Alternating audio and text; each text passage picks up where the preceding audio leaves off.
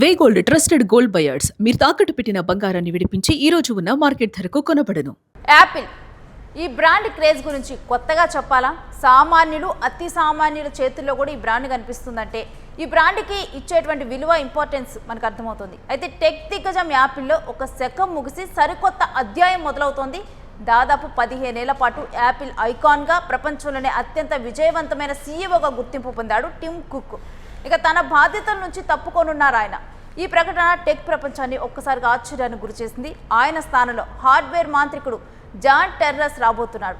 అసలు ఈ మార్పు వెనుక ఉన్నటువంటి వ్యూహం ఏంటి, టిమ్ కుక్ సాధించిందేంటి, జాన్ టెర్రస్ సామర్థ్యం ఏంటి అన్నటువంటి విషయాలను ఇప్పుడు చూద్దాం. 2011 ఆగస్టులో స్టీవ్ జాబ్స్ అనారోగ్యంతో తప్పుకున్నప్పుడు యాపిల్ భవిష్యత్తుపై అనేక అనుమానాలు ఉండేవి. సృజనాత్మకతకు మారుపేరైనటువంటి జాబ్స్ లేని యాపిల్ మనుగడ సాధించగలదా అన్న ప్రశ్నలకు టిమ్ కుక్ తన పనితీరుతో సమాధానం చెప్పారు. ఆయన హయాంలో యాపిల్ కేవలం ఒక ఫోన్ల కంపెనీగా కాకుండా ఒక జీవన శైలిగా మారింది. కుక్ నాయకత్వంలో యాపిల్ మార్కెట్ విలువ ఊహించని రీతిలో పెరిగింది. 2011లో ఆయన బాధ్యతలు చేపట్టినప్పటి నుంచి నేటి వరకు చూస్తే కంపెనీ షేర్ విలువ ఏకంగా 20 రెట్లు పెరిగింది. $1 ట్రిలియన్ మార్కు దాటిన మొదటి కంపెనీగా చరిత్ర సృష్టించటమే కాకుండా నేడు అది $4 ట్రిలియన్ మహా సామ్రాజ్యంగా ఎదిగింది. ఐఫోన్ల అమ్మకాలే కాకుండా యాపిల్ వాచ్, ఎయిర్ పాడ్స్ ఇటువంటి సర్వీసెస్ విభాగాల లాభాల బాట పట్టించాయి. ఇక కంపెనీని ఆర్థికంగా తిరుగులేని శక్తిగా మార్చినటువంటి ఘనత కుక్కే దక్కుతుంది. టిమ్ కుక్ వయసు ప్రస్తుతం 63 ఏళ్లు. ఆయన పదవీ విరమణ గురించి గత కొంతకాలంగా చర్చ జరుగుతోంది. అయితే సెప్టెంబర్ 1న ఆయన తప్పుకోవటానికి ప్రధాన కారణం సరైన సమయంలో సరైన వ్యక్తికి పగ్గాలు అందించాలనే ఉద్దేశమే. యాపిల్ బోర్డ్ గత కొన్నేళ్లుగా సక్సెషన్ ప్లానింగ్ పై దృష్టి పెట్టింది. ప్రస్తుతం టెక్నాలజీ ప్రపంచం ఏఐ అలానే స్పేషియల్ కంప్యూటింగ్ వైపు వేగంగా మల్లుతుంది.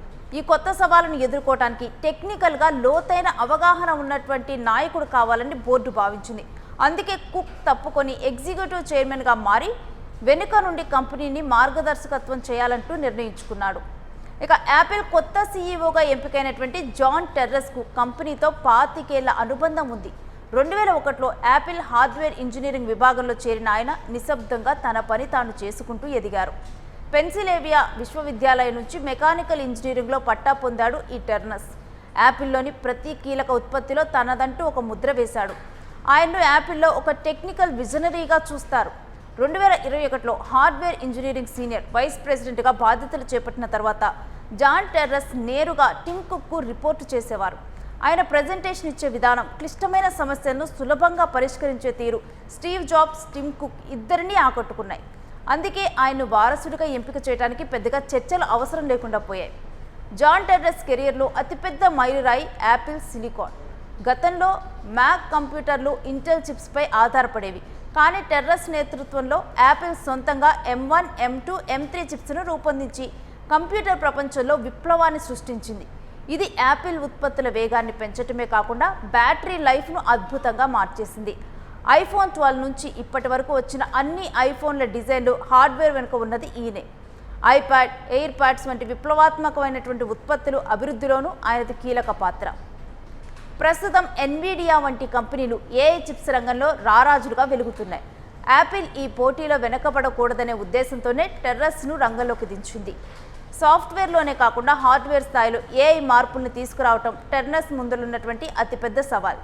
దీనికోసం చిప్ డిజైన్ మేధావి జానీ స్ట్రోడూజీని చీఫ్ హార్డ్వేర్ ఆఫీసర్గా నియమించి టెర్రస్ చేతికి అపరిమితమైన అధికారాలు అప్పగించబోతోంది బోర్డు.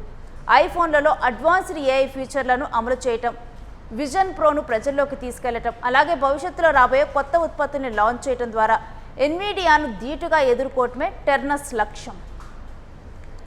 మొత్తంగా టిమ్ కుక్ ఒక అద్భుతమైన అడ్మినిస్ట్రేషన్గా కంపెనీని ఆర్థికంగా బలోపేతం చేస్తే, జాన్ టెర్రస్ ఇక ఇంజనీరింగ్గా కంపెనీని సాంకేతికంగా మరో స్థాయికి తీసుకెళ్తారని టెక్ విశ్లేషకులు భావిస్తున్నారు. మరి సెప్టెంబర్ 1 నుంచి ప్రారంభం కానున్న ఈ కొత్త నాయకత్వం యాపిల్ను కేవలం గ్యాడ్జెట్ల కంపెనీగానే కాకుండా ఏఐ ప్రపంచంలో రారాజుగా నిలబెడుతుందో లేదో చూడాలి.